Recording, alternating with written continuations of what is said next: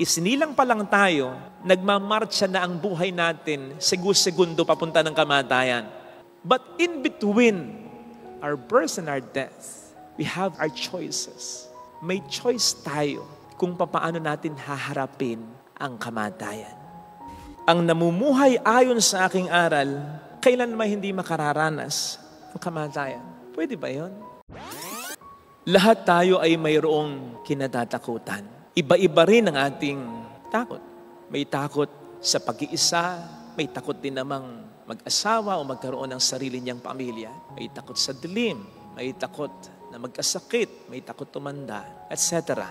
Pero sa lahat marahil ang mga takot, ang pinaka-nakatatakot ay ang takot sa kamatayan. Yung takot na tayo'y mamatay o mamatayan. Kasi yung mga takot na iba, pwede pang maiwasan, pero hindi ang kamatayan. Sabi nga natin, kapag oras mo na. Lalang rewind yan.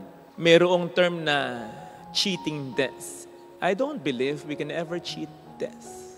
Yung mga sinasabing hindi namamatay sa kabila ng napakadelikadong stunts na ginawa nila o sa kabila ng karimari-marim na aksidenteng kinasangkutan nila, hindi namatay yan kasi hindi pa nila oras talaga. Kahit naman yung mga gumagawa ng delikadong stunts, diba? Ilan na yung namatay.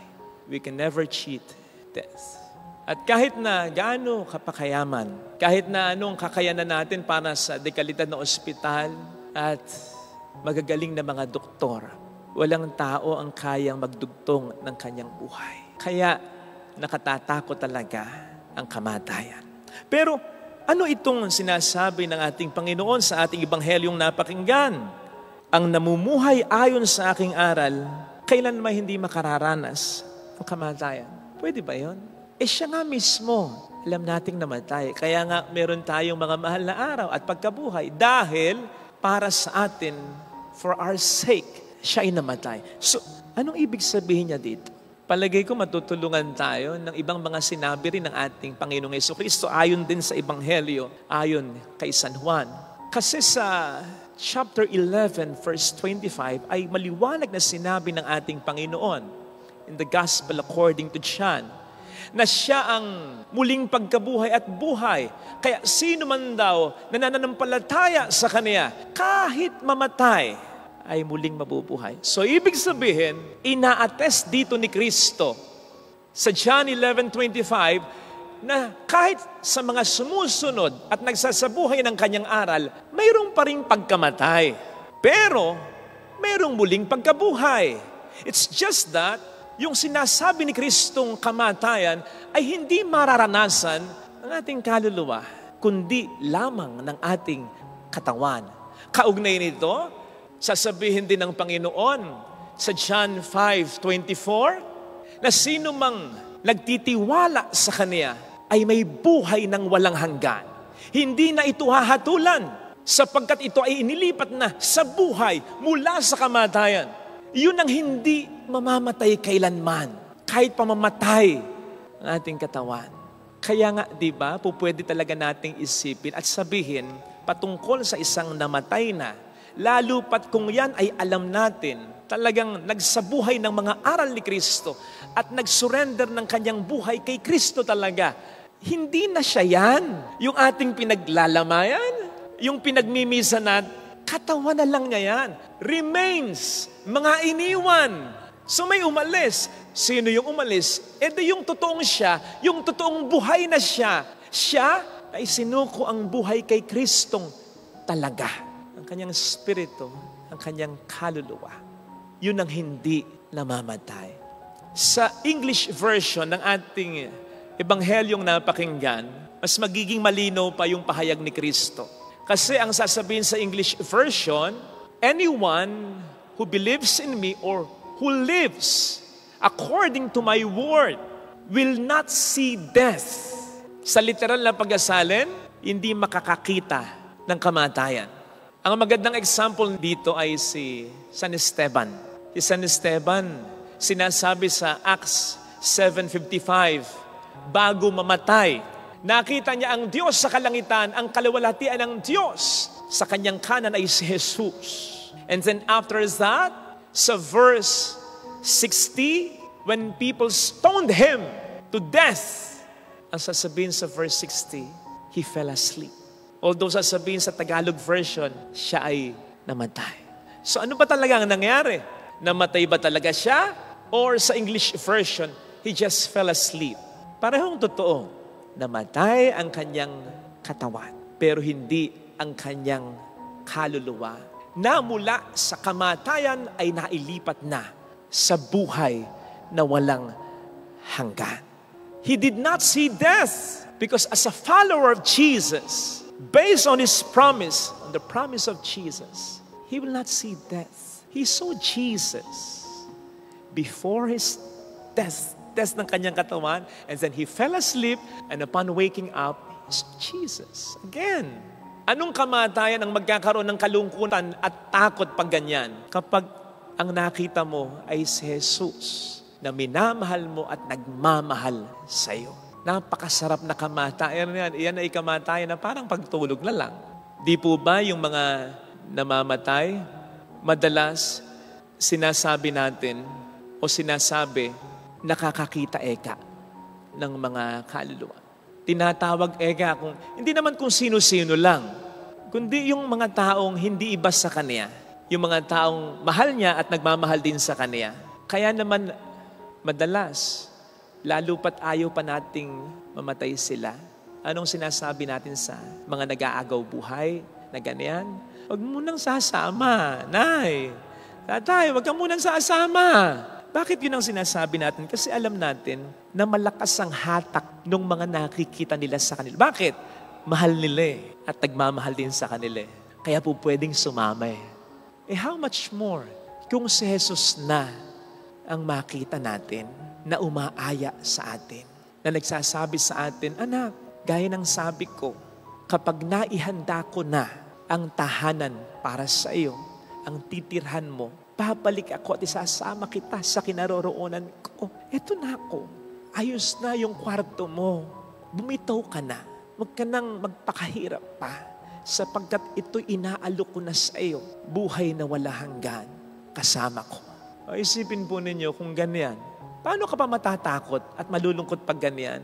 That will automatically be heaven for us. Kapag nakita natin si Jesus na inaabot ang kamay natin para tayo ay akayin papuntang heaven. Madalas, naririnig natin o baka mismong tayo mismo ay nakapagsabi na ng ganito. Kung kapag mamatay tayo, sana pagtulog natin, huwag na lang tayong magising. Maganda yung statement na yun. Alam niyo kung bakit? Buti nga kinorek ko kasi ang unang pagkakasabi ko ay kung mamatay tayo. Anong kung mamatay tayo? Pag namatay tayo. Hindi po pwedeng kung mamatay tayo. Kasi siguradong mamamatay tayo. Kaya ang magandang simula ng statement ay, pag namatay tayo, okay, ituloy natin. Gusto natin yung pag nakatulog tayo, hindi na tayo magising. Para walang pain. The good news is this. Yun din ang gusto ng Panginoon para sa atin. Sapagkat sino ba naman ang magulang? Nagugustuhing makita na ang kanyang anak is in pain. Kung papaanong kayo o tayo, habang tinitingnan natin ang ating mga mahal sa buhay na kung ano-ano ng aparato ang nakasaksak sa katawan ay nadudurog ang puso natin. Hindi ka labis ang isipin na ang Diyos ay ganun din. So, ayaw din niya na tayo ay maging in pain. But more than that pain in our body, ang pinakaayaw niyang maranasan natin ay that pain in our soul. Sapagkat wala sa kalingkingan yung pain in our body na pwede nating maranasan bago tayo mamatay. Sa pain in our soul na pwede nating maranasan kapag tayo nasa kabila ng buhay. At yun ang ayaw ng Panginoon na ating maranasan. Sapagkat ano ang magiging silbi na tayo ay patuloy na mabuhay sa kabilang buhay kung patuloy naman din tayong mamamatay? Ang ibig kong sabihin doon ay parurusahan yung kaluluwa natin. Ang ibig kong sabihin doon ay yung mapunta ng impyerno ang kaluluwa natin. Yun ang paulit-ulit na kamatayan. At yun, more than yung pain sa katawan, yun ang ayaw ng Panginoon na ating maranasan. Kaya naman, ngayon pa lang, inaalok na sa atin ng Panginoon ang buhay na walang hanggan. yung alok na siya'y ating paniwalaan at isurrender talaga natin ng ating buhay sa Kanya ng lubusan. Upang ngayon pa lang, mailipat na tayo ng Panginoon mula sa kamatayan sa ating kasalanan, papunta sa buhay na walang hanggan. Meron akong nabasa na kung titingnan daw po natin yung alphabet, ay nandun ang letter B, tapos pagkatapos ng isang letra, nandun ang letter D. B stands for birth and D stands for death. Yung B talagang papunta ng D. Ganon yung birth natin. Papunta ng death natin. Pero in between B and D is letter C, which stands for choice. Na kung lalagumin natin, yes, B inevitably leads to D, birth leads to death. Wala tayong magagawa diyan.